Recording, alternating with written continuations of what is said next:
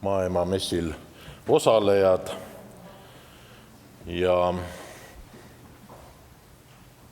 Anto Raukase sissejuhatavad laused olid selles mõttes ehmatavad, et nüüd võiks nagu oodata vastust, milline peaks olema haldusreform. See teema on liiga keeruline, et siin üldse eeldada sellist lühikest vastust, küll aga mõningad mõtted, arvamused selles valdkonnas tahan ma siin avaldada. Haldusreform märksõnana on nagu sinusoidaalne protsess. Aeg-ajalt on ta kuum teema, nii nagu praegu, ületab uudisekünnise ja siis jälle pikemaks ajaks, kohati isegi aastateks, unustatakse. Ma leian, et mõnes mõttes oleks hea, et kogu aeg ei räägita. Vahepeal tuleks sisuliselt tegeleda probleemidega, aga võta näpust, seda ei tehta, lihtsalt mõeldakse välja uus selline ilus loosunglik põhimõte, nii nagu praegu siis hullutab Eestimaad tõmbekeskuste teema. Ma tõmbaksin siin paralleeli antiikajaga, mida me kõik teame, kuulnud, lugenud, et Archimedes oli öelnud, et andke mulle toetuspunkt ja ma tõstan maakera üles. Praegune aeg meenutab natuke seda, et andke mulle Eestimaa õige valdade kaart ja ma tõstan Eesti majanduselu, sotsiaalarengu, sealhulgas ka maaelu probleemid, tee lahendused enneolematule kõrgusele.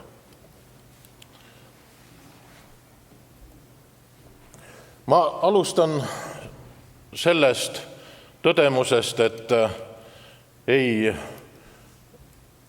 tohiks rääkida, vähemalt mõelda haldusreformist pelgalt haldusterritoriaalse reformi tähenduses, et need on sünonüümid. Nende vahe on väga suur ja ma olen seda püüdnud ühel maatriksil kujutada, kahjuks ei ole siin näitamise pulka, aga ma loodan, et suudan lühikese selgitusega siin ka rääkida, et avalik haldus igas riigis on 3 tasandil, on riigi kesktasand, parlament, valitsus on regionaalne tasand, mida meil siis kõige enam kajastab maakond, on ka ringkondade tähendus olemas teatud valdkondades ja siis kohalik tasand, meie mõistes siis vallad, linnad. Ja avalik haldus toimib läbi juhtimissüsteemide, läbi rahanduse, läbi e-riigi, mille iganes, nii. Ja see, mis puudutab haldusterritoriaalset korraldust, on ainult selle maatriksi viimane nurk, kõige alumine nurk seal, kõige alumine siis oleks valdade kaart ja pisut üleval oleks siis näiteks maakondade kaart. Ma tahan rõhutada seda, et meie haldusreformi ja haldusterritoriaalse reformi segiajamine toob kaasa selle, et haldusterritoriaalse HTR-i küsimusi ei püütagi lahendada laiemalt, vaid tegeldakse piiridega. See ei ole mitte teadlase väljamõeldes, et kasutame termineid täpselt, siin on tegelikult ka väga põhimõtteline küsimus, miks ma tahan öelda, et ei saa tegeleda ainult selle viimase nurgakastiga, kagunurgas seal nii geograafi pilguga võttes, vaid tuleb ka teisi kaste ja neile küsimustele vastuseid otsida, teisi kaste täita ja leida lahendusi. Üks väike ekskurss meie minevikku, esimesse iseseisvusaega paljud teavad ja kirjutatakse selles üsna palju, kuidas 30. aastate lõpul haldusterritoriaalne reform viidi meil läbi, 365 vallalt 248-le vähendati siis valdade arvu, aga mis on äärmiselt oluline, millel ma tahan tähelepanu juhtida. Selle taustaks oli vastu võetud vallaseadus, linnaseadus, maakonnaseadus, kus lahendati terviklikult kohaliku omavalitsuse õiguslikud, majanduslikud juhtimisalased probleemid, loodi sisuliselt uus kohaliku omavalitsuse ruum meile ja siis see, kus kohas piirid hakkasid jooksma, tekkis selle baasil.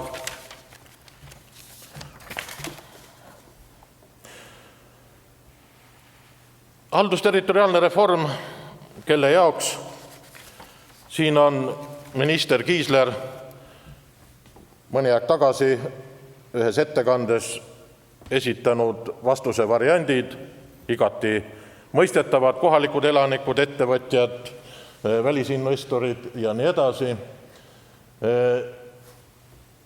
Aga kui me vaatame, mis selles valdkonnas toimub, ja mõtleme, et kellele ja mille jaoks, siis paratamatult tahaks parafraseerida tuntud või meenutada tuntud ütlust sellega seoses, kas me ikka tahame nii, nagu me tahame.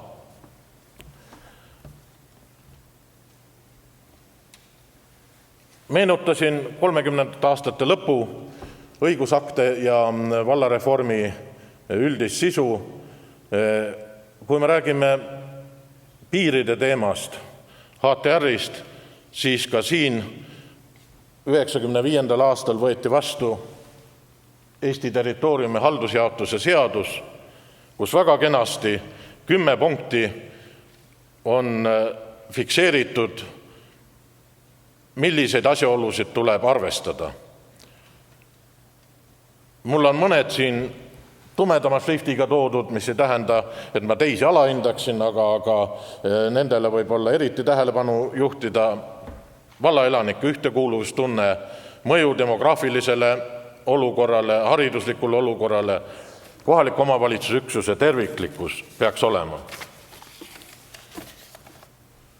Kahetsusväärselt see pea 20-aastane kõigest põlvkonnavanune seadus näib olevat unustatud ja siin võiks paralleele tuua veel mõnes teiseski valdkonnas, kus igapäevaselt kõige rohkem seotud ülikooli töödega, kus ka 20 aastat tagasi vastu võetud ülikooli seadus oli suurepärane õigusakt, mis andis ülikoolidele autonoomia, aga nüüd püütakse selle iga hinna eest hakata muutma. Ma millegipärast tahan rõhutada, et kõigest üks põlvkond tagasi meie poliitikud olid riigimehelikumad, hoopis keerulisemas olukorras kui praegu oma tegemistes, otsustes, seda nii kohaliku omavalitsusega seonduvalt, kellele põhiseaduses juba tagati väga suured õigused ja kohustused, vastutus pandi, aga ka ülikoolide osas ja nii edasi. Nüüd millegipärast ühele ja teisele valdkonnale tahetakse kallale minna ja muuta seda, mis tegelikult on ennast igati õigustanud, kas või ülikoolide osas. Lugesime nädal-kaks tagasi, mitte 2 nädal tagasi kõigest, Eestis 2 ülikooli esimese 500 hulgas maailmas ja ainsatena ka Balti riikidest Tehnikaülikool 440, 450 kohtadel ja 20 kohta sealt edasi Tartu Ülikool. See on senise ülikooli seaduse toime tulemus. Nii, nüüd siis see tõmbekeskuste kaart, mis kindlasti kõigil kodudes läbi arutatud ja mõeldud. Kolleeg Ardo Aasmäe siin juba andis hinnangu, et tema kodus oli arvatud, et see on inimeste tõmbamiseks. Nii, see on siis see kaart, mille kohta minister Kiisler on öelnud, et senine haldusterritoriaalse reformi senised projektid on pälvinud tugevat kriitikat, kaartide joonistamine. Siin regionaalminister augusti lõpus, kui seda tutvustati, nagu näete, siis piire pole me joonistanud. Selline uhke hinnang. Meie eesmärk on piire kustutada, et inimeste tööd ja liikumist ei takistaks mõni administratiivne piir. Mina ütlen niimoodi, et kas küsimus on siis pelgalt piirides, küsimus on ikkagi ka siin see, mille suhtes protesti avaldatakse seniste projektide suhtes, et see ainult tugineb valdade arvule. Kes ütleb kõige ilusama poisslapse nime või kõige õigema valdade arvu? Mäng on käinud selle peale, vahepeal oli üsnagi mõistlik 10 aastat tagasi 100 kohaliku omavalitsuse üksuse arv suurusjärk, aga siis tuli regionaalminister, kes ütles, et ei, ikka 15 oleks see õige arv. Ja kui me vaatame meie põhiseadust, siis põhiseaduses on öeldud, et kohaliku omavalitsuse üksused on vallad ja linnad. Võiks öelda, et kõige väiksem arv, mida saab kasutada, on 4, sest põhiseadus ütleb, et meil peab mitmuses olema linnu vähemalt 2 linna ja mitmuses olema valdu vähemalt 2 valda. Ma arvan, et siin võib ka, millegi pärast läheb mul siin natuke teksti kaduma, aga pole viga, see on nagunii mul siin praegu inglise keeles, tähendab eesti keelde Tampere ülikool, tänan. Et Tampere ülikooli ja Soome juhtiv kohaliku omavalitsuse teadlane Arto Averi on öelnud, et rääkida valdade arvust on pelgalt sõnade mäng. Aga meil minister ütleb, et meie ei ole piire määratlenud, meil on ainult tõmbekeskuste arv pandud.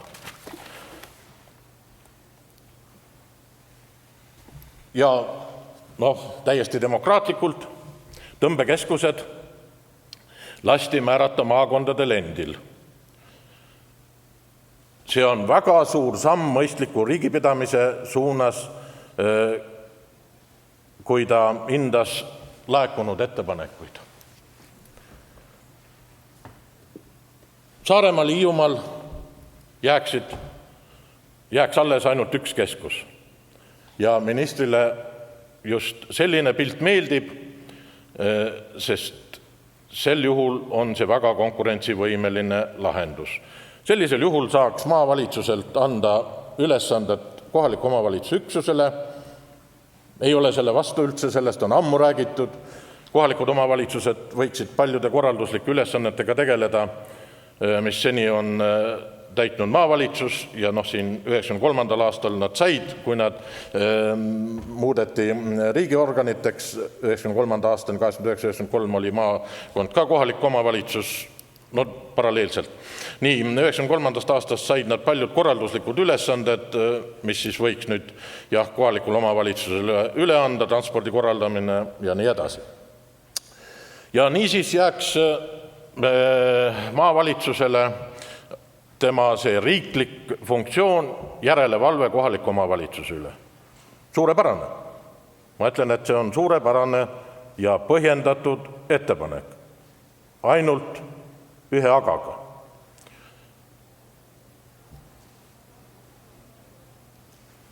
Tuleme tagasi korraks selle maatriksi juurde, kus ma ütlesin, et ei saa tegeleda ainult selle kõige alumise nurgakastiga, vaid peaks tegelema ka maakondade kastiga, HTR-iga seal regionaaltasandil.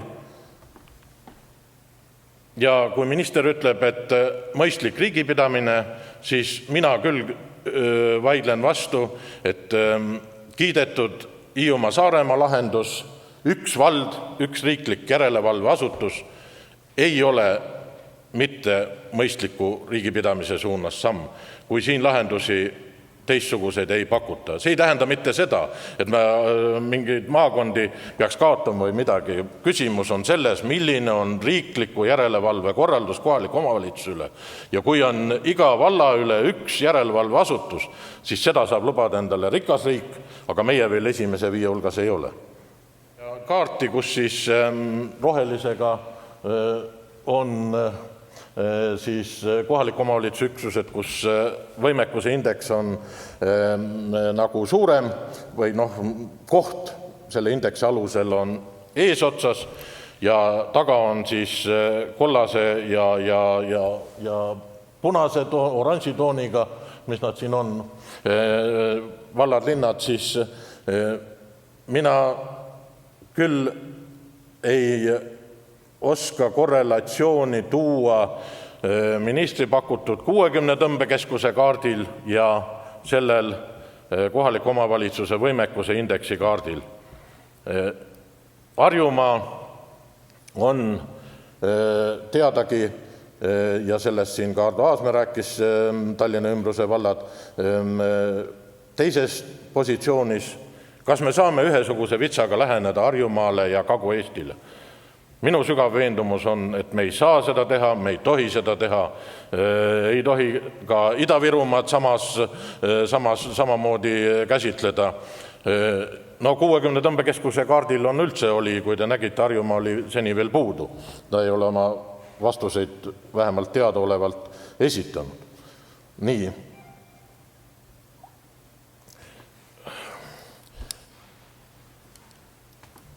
Ministri üks väide, millega ta põhjendab, et vallad tuleb suuremaks teha, on see, et siis pidi vähenema ääremaastumine ja suurenema töökohtade arv ja kõik muu, mida ma ütlesin siin juba, et umbes Archimedese moodi, et andke mulle võimalikult väikese valdade arvuga Eesti kaart ja ma tõstan meie Eesti majanduse enneolematusse kõrgusesse. Mina ei usu sellesse, et suured vallad aitavad siin sotsiaalmajanduslikke erinevusi vähendada. Tõsi, statistiliselt nad aitavad seda, sest mida? Jah, te võite seda küsida. Nii, nad aitavad seda statistiliselt. See kõige väiksemad sotsiaalsed regionaalsed erinevused on siis, kui Eesti on üks vald. Siis on üks näitaja. SKT ühe inimese kohta, üks tööpuuduse näitaja ja nii edasi. Lihtsalt statistiliselt saab muidugi regionaalsed erinevused väiksemaks, kui on valdade arv väiksem.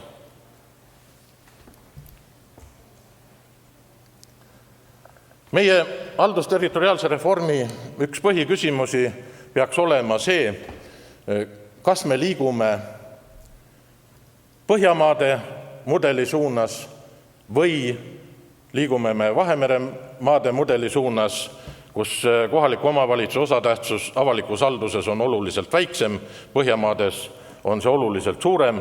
Näiteks Taani, millest palju räägitakse, viidi mõni aasta tagasi veel läbi haldusterritoriaalne reform, vähendati 3 korda kommuunide, meie mõistes siis valdade arvu, aga paralleelselt viidi läbi ka funktsioonide ja rahastamise ümberjagamine riigi, regionaalse ja kohaliku tasandi vahel.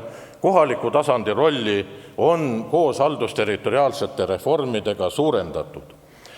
Seda ma tahan ühe põhisõnumina enda sellest lühikesest ettekandest välja tuua, et kui me seame endale eesmärgiks ainult piiride küsimuse, nii nagu seda tegi Läti, siis me oleme küll väga ja väga kaugel sellest, mida me võiksime, peaksime tegema, et meie ühiskonda edasi arendada. Ja seal oli üks küsimus. Jah, üks küsimus. Ei, ma siis helistan küsimusi, mul väga meeldib, kui oleks mingi diskussioon. Siin juba tuli üks küsimus, et mis siis aitab, kui suurte valdade tegemine ei aita, mis aitab siis ääremaastumise vastu. Mina ütlen, et selle vastu peaks olema hoopis tõhusam rohi see riigi regionaalpoliitilised abinõud, mitte piiride muutmine. Riigi regionaalpoliitika, see on teema, mis puudutab maksupoliitikat, ettevõtluse toetamist ja need valdkonnad. Tehes suured vallad ma usun, et siin saalis viibijad mäletavad 70. aastate suurmajandite kampaaniat selle paiku, mis tõi kaasa selle, et pooled maa-asulad üldse tõmmati rist peale, 7000 maa-asula asemel jäi 3500 maa-asulat, statistiliselt mitteperspektiivsed asulad ja suurmajandite moodustamine tõi kaasa ääremaastumise. Mina väidan, et suurte valdade tegemine ei ole võitlus ääremaastumise vastu, seda kinnitavad ka mõningate teiste riikide, kaasa arvatud Rootsi kogemused, kus samuti nagu Taani viidi läbi selline radikaalne haldusterritoriaalne reform, aga tunnistavad ausalt, et ääremaastumine on süvenenud. Nii, ma arvan, et ma mingil määral vastasin.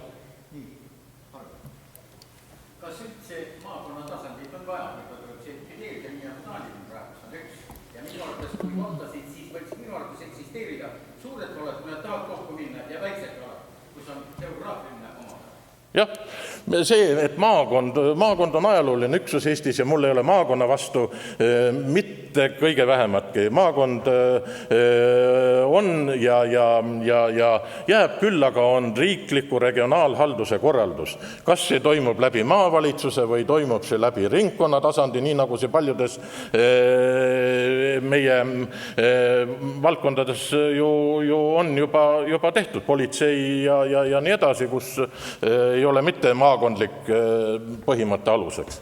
Aga seda, ja jagan ka seda põhimõtet, et meil on vaja mitmekesiseid mudeleid. Me ei saa ühtemoodi lahendada Harjumaad, Ida-Virumaad, Piirissaar.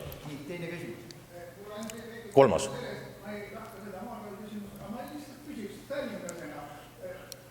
Mina elan kus kohal? Harjumaal, eks? Jah. Nii. Aga Tallinna ma ei tea siin tegelikult. Või ma tahtsin see Tallinna küsimus, kuidas te suhtuksite, et peaks olema Tallinn kui eraldi üksus ja kas ei peaks olema üks seadus siiski Tallinna kui suhteliselt suurlinna ja ka pealinna?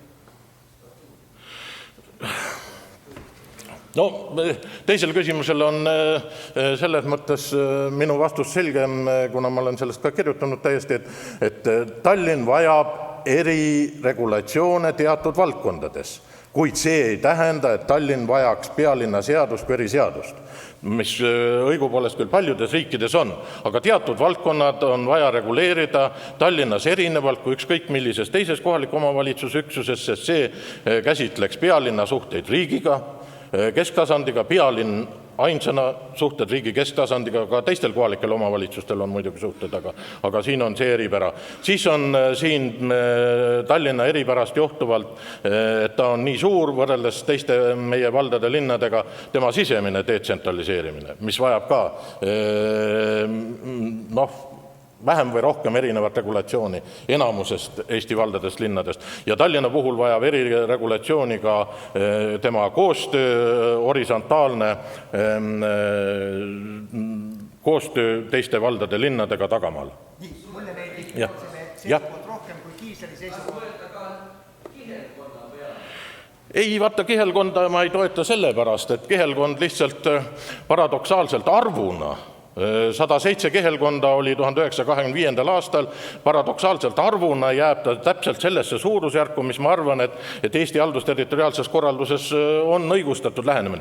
Aga kihelkondlik jaotus Saaremaal ja Ida-Virumaal on täiesti erinevad. Kui me võtame 20 või Saaremaa kihelkondliku jaotuse, siis seal ükski vald ühegi valla võrra ei väheneks. 15-17 kihelkonda valda ja Ida-Virumaa on hoopis teine. Tugev aplaus. Tänan.